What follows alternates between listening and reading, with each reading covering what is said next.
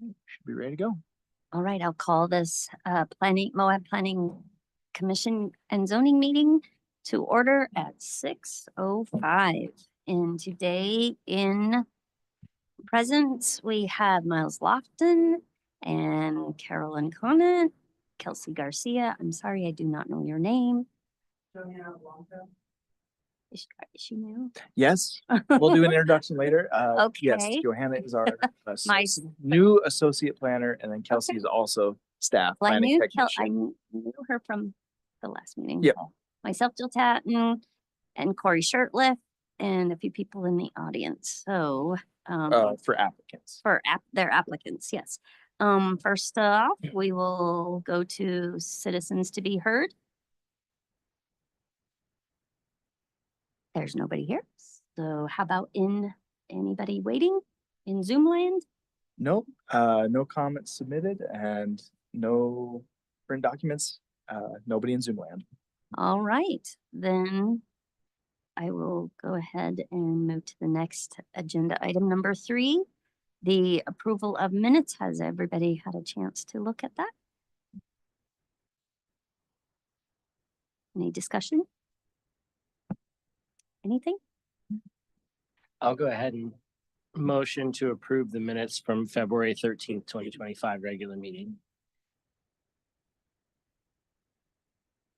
I can second. Okay, a motion to approve the minutes has been offered by Miles Lofton and seconded by Carolyn. All those in, any discussion about that? Anything? All right, well, those in favor, please say aye. Aye. Aye. All right, that passes 3-0. Okay, let's move on and to number 4. It's an action item, and it's the consideration and possible approval of planning resolution number 04-2025. A planning resolution approving the Dalton landscaping special exception request for property at 72 North 300 East in Moab, Utah. All righty. Take it away, Corey. Thank you. We just have a very short briefing and then possible action on this item.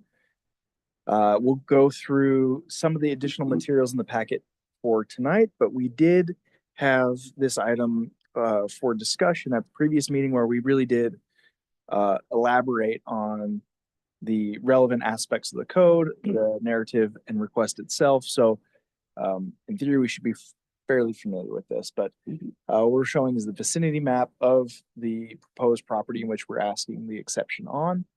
As you can see, the parcel itself is non-conforming to this existing current lot standards. So with that, the existing property, existing use, and existing conditions lend itself to having some built-in compromise. So this is not a vacant property with an establishing new use. This is an accessory structure through a building permit that gets triggered into the landscaping ordinance. With that, we go through the more full evaluation, and with that was a review not only of the landscaping elements, but some of the existing conditions, which was what we're looking at tonight, specifically for the exception request, is to the 70-30 ratio of hard surfacing requirements in the front yard. Move our little toolbar here. There we go. So I can rotate this for us. This site plan shows orientation. The property as it sits north is at the top of the page. So as we're looking at the west side of the property or the street frontage, we can see that the property boundary actually is directly adjacent to the existing structure itself, which is a combination of the garage itself and then B&B existing use, which is established on the overnight accommodations map. And then on the south end of the property is an access way plus additional fire hose or fire circulation easement. The penciled in, it's a little bit harder to see on the screen here, location is the footprint of what the accessory structure area would include. So it meets the zoning setbacks for the accessory structure from the property boundaries. We can have the applicants talk a little bit more about the broader narrative, but this has been representative of the landscaping as it sits now, this second page, where we have some existing trees, garden beds, and what landscaping really is kind of existing, but then with some of the area that is kind of to the narrative point being better utilized in establishing this accessory structure. Then some plans for the structure itself being pulled directly from the building permit. The applicants through this request have submitted the narrative addressing the elements of the landscaping standards of which they're requesting an exception from as it's profiled in the code. And then through this more complete review through the sustainability division, where the elements of compliance are, and then the outstanding elements of non-compliance, that we have essentially three, two of which can be accommodated through the deferred submittal, one of which we talked about was street trees, as the entire frontage is essentially an access way, and there is no right-of-way area of which it would be applicable to plant the street trees. We can have a fee in lieu and go through that process. It's not a administrative process through the planning commission. It's just something that we execute during the building permit. Same thing with the landscaping species plant list review. That's something we can do as a part of the deferred submittal as we get into a little bit more detail. So the only remaining element that we're looking for exception for is just the simple existing conditions and 30-70 ratio. So just scrolling through so everyone can see the permit, have it be on the record. From here, given that we've already had pretty substantial discussion at our past meeting, I still might lend my time to the applicants if they want to just one last time maybe provide a really brief narrative and overview for the commission. But from that point, we can probably move into deliberation. So if the chair would like, we can invite the applicants up. Yes. Applicants, would you like to please come to the front and make sure to state your name so that we can have it for the record?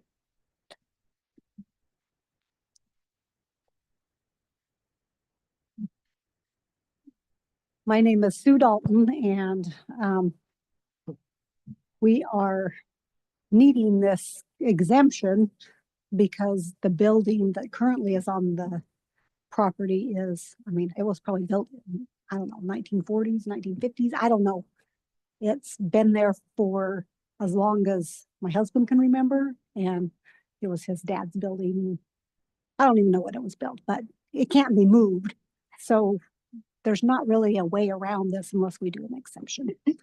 And we just want to build a shop in the backyard because there's so many trees that no gardens grow and it just grows weeds. And so we might as well have some more storage, utilize the land a little bit.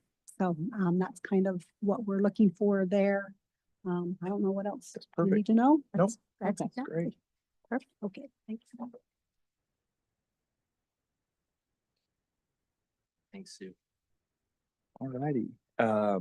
So turning it back over to the commission for deliberation tonight, we're looking at three possible options: approval, possible tabling of the item if there is additional information needed to make a decision, or denial of special exception.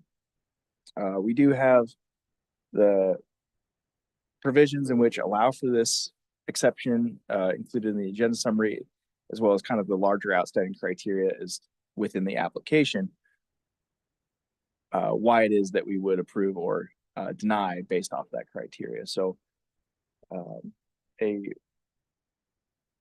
motion for approval is included in the packet. The staff didn't necessarily include a strict findings statement nor recommendation statement, as this is just straightforward in its discretionary based off the criteria, as opposed to other exception requests where there's a lot more detail about particular species analysis or those types of breakdowns. So we've just extracted that from this agenda summary, but I think it's clear where the findings are versus what the request is. So I think the commission should have all the information it needs to make a decision one way or the other. Yeah, do you guys have it? I think we had a pretty good meeting a couple of weeks ago, a good discussion. the Daltons were here and really explained a lot that, you know, about the property. It's been there for a long time. There's a lot of hardscape that's, you know, butts right up to that front yard. And so to me, it's pretty clear about the special exception. But how do you guys feel? I completely agree. It doesn't make sense to pursue this in any other way. Like the shop conforms to all the other requirements. And it's simply a question of how much hardscape they have in the front yard, which they can't really do much about. And it seems silly to deny them a shop over a slight difference in the percentage of hardscape they're allowed in their front yard. Right. So I'm pretty happy to just let them have this exception. Yeah, I agree. I think the permissible exception standards really apply here with practical difficulties, unnecessary hardships, given the constraints of the parcel being right up against the street and the existing hardtop, as well as the kind of driveway requirements that are in the code too. So it makes perfect sense to me.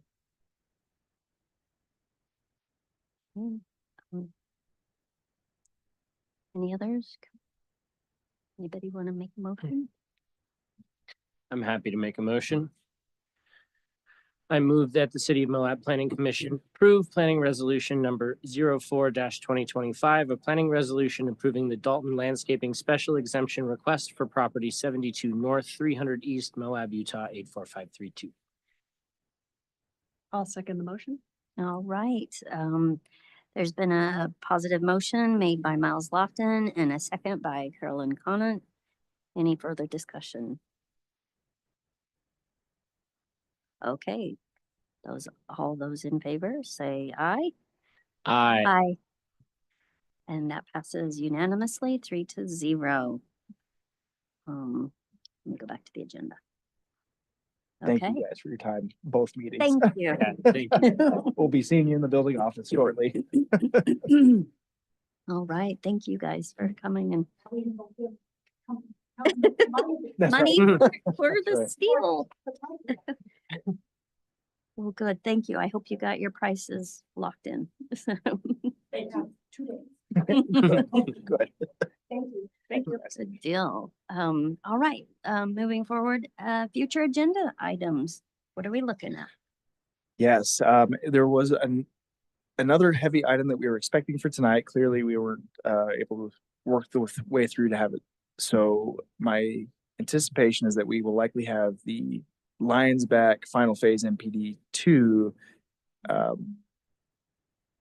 coming likely in the first, I'd like to say the first meeting of March. I know they're very much actively trying to move forward with approvals, but tidying up the plan so that the specific conditions of approval are where we need to be. So there will be conditions of approval, but we need to get through those feasibility aspects, design elements of design that could impact the overall design need to be sorted out first. That's what we're finalizing with a few of the review divisions. Outside of that, I'm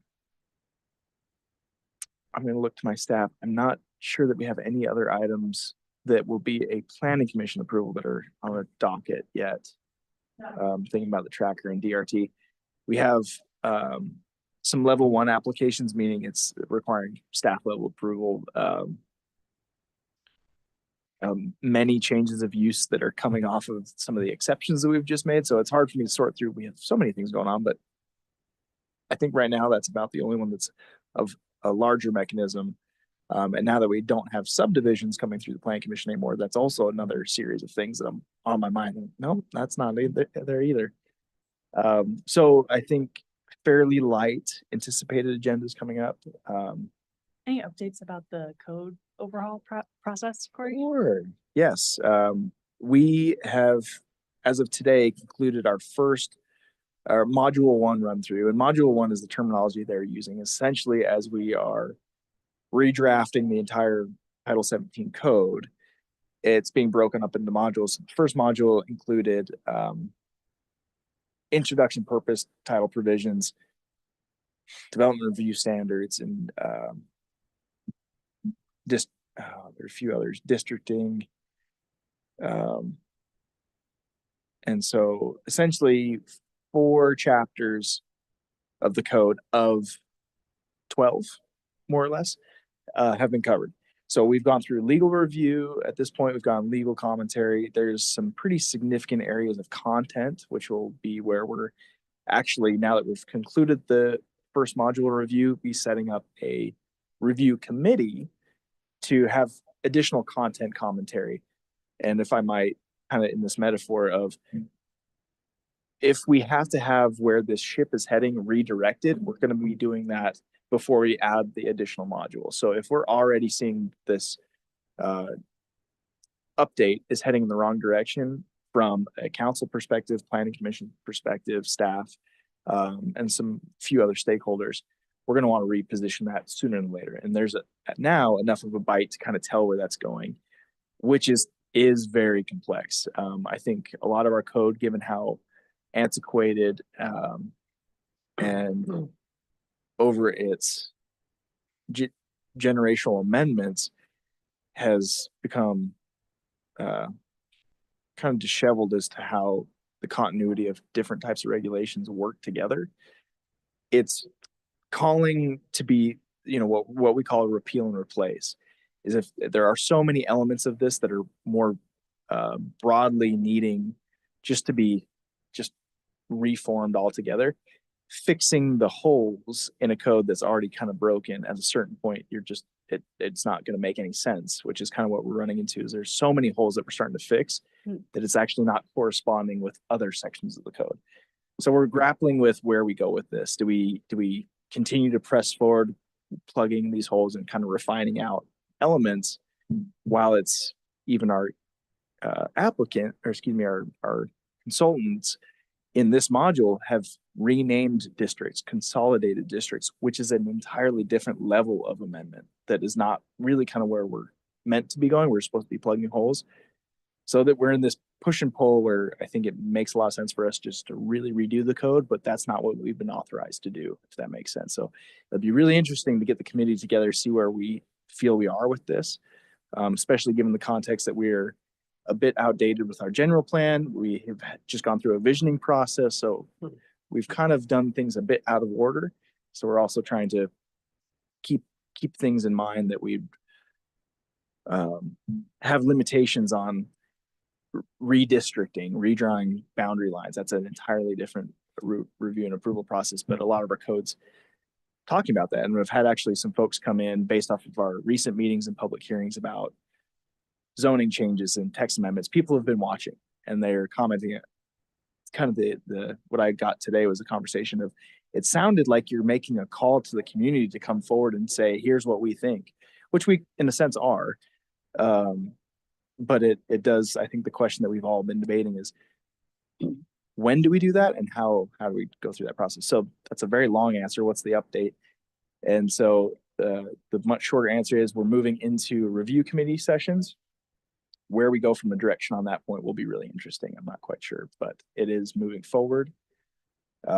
It's very possible that if we decide we're going to stick with a particular direction, really drive for it, we could actually see this probably adopted by the end of the year. I think especially, maybe this is a good time now, future agenda items and other updates. Formally introduce, we have a new associate planner, Johanna Blanco, started Monday, fairly fresh, but will be to a major degree involved in the development review realm. And we're very likely, as she's integrating into projects, become your presenter, where I might move to the gallery at some point. So with that kind of in mind, is that we're finally getting some capacity to really focus on this update and get it back on track. So it's encouraging, but the content of it is also very interesting, how we're going to approach it. And of course, 2 weeks left in the legislative session, see where a lot of those things land and how that's going to affect what we're doing. So appreciate the question. I know it's a bit of a sordid answer, but No, thanks. trying to rekindle that fire is where we're at. That was a really good answer. And someone from Planning Commission is participating in the review committee. Yeah, city manager has directed us to start inviting to this committee. So I'm not sure how many members of commission that will be. Certainly at least one, if not multiple, probably same for council, staff, possibly even stakeholders in the community, business representatives, private interests, really trying to get a cohesive collective group to make sure this aligns with all of these different visions for how to make this code work best. That's good. That's nice. Thank you. Any other questions? Anything? I think we're ready to adjourn this Moab Planning Commission meeting on February 26th, 7th, 2025 at 6:26 p.m. Very good. Record.